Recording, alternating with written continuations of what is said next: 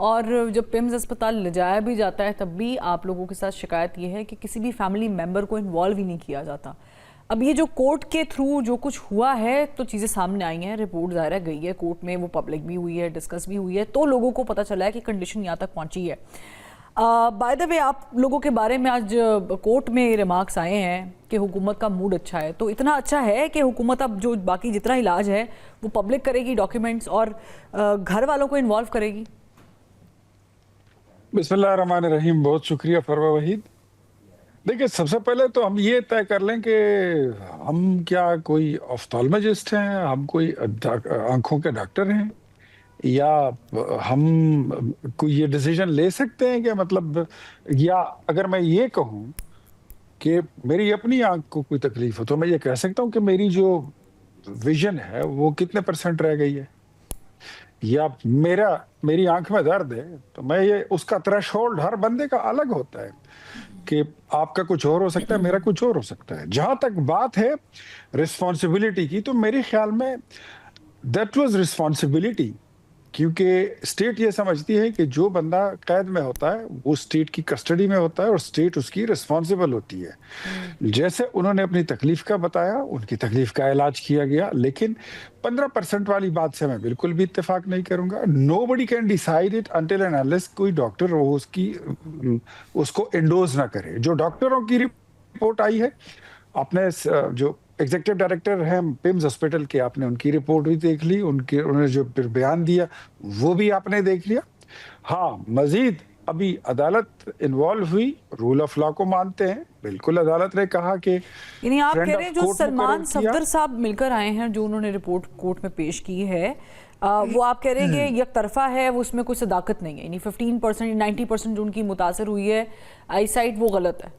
This is what you meant? نہیں, 15% کا کون کہہ رہا ہے؟ کیا میں تو یہی آپ کو سمجھانے کی کوشش کر رہا ہوں کہ اگر میں کہوں کہ میری آنکھ کی بینائی جو ہے 25% رہ گئی ہے, تو کیا مجھے یہ پتا ہے کہ آدھی کتنی ہوتی ہے؟ میں خود یہ ڈیسائیڈ کر سکتا ہوں until and unless کہ کوئی ماہر امراض چشم میرا ڈاکٹر مجھے نہ دیکھے, وہی بتائے گا نا. تو کسی ڈاکٹر نے تو یہ نہیں کہا کہ ان کی بینائی 15% رہ گئی ہے.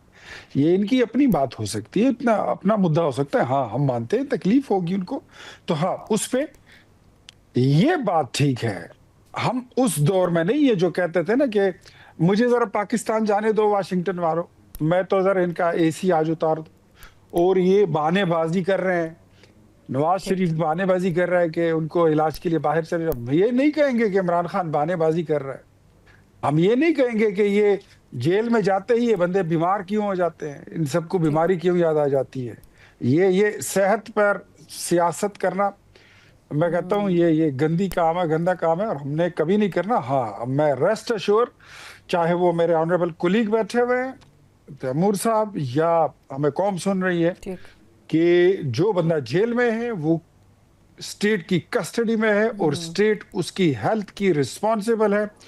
جتنے بہترین سہولیات ہم ان کو دے سکتے ہیں ہم ان کو دیں گے. اب تو بیچ میں عدالت آ گئی ہے, عدالت کا فیصلہ ہوا کہ فرینڈ آف کورٹ, ہم نے ویلکم کیا, ان کو وزٹ کرایا, وزٹ کے بعد انہوں نے رپورٹ دی. عدالت آگے کہے کہ ان کا اپنا ڈاکٹر جائے یا کوئی اسپیشلسٹ کی ٹیم چلی جائے, یا ان کو باہر ہاسپٹل لے آئے, یا کچھ اور بھی اگر یعنی جو سجیشن ہوگا آپ اس کو ویلکم کریں گے. اچھا, لیکن ظاہر ہے کہ ماضی میں بہت ساری مثالیں ملتی ہیں.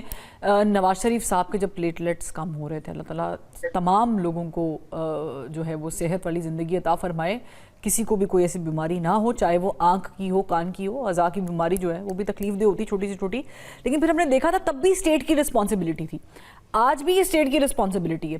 سو to take care of somebody جو کہ آپ کی جو اسٹیٹ کی کسٹڈی میں ہے, اس کی بینائی کہاں سے سٹارٹ ہوئی, کیا ہوا, وہ ایک سٹوری میں بالکل جایا جا سکتا ہے. اب یہ جو کورٹ نے بیٹوں کی ٹیلی فونک گفتگو کے حوالے سے کہا ہے کہ بات کرائیں, جس پر اٹارنی جنرل نے حامی بھی بھری ہے, یہ گورنمنٹ اس موڈ میں ہے, اور پھر ان کے ویزے تو آلریڈی وہ کہہ رہے ہیں کہ ہمیں دیے نہیں گئے.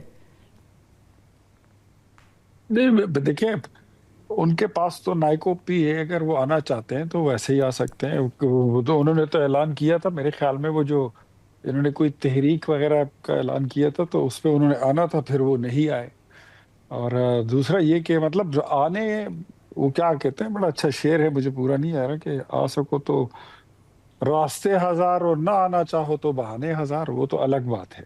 जहां तक आपकी ये बात है ना, मैं लेट मी क्लैरिफाई, मैं अपने फाजिल कोलीग को ये बात बता दूंगे, ये पाकिस्तान में ऐसी हुकूमत अब नहीं है।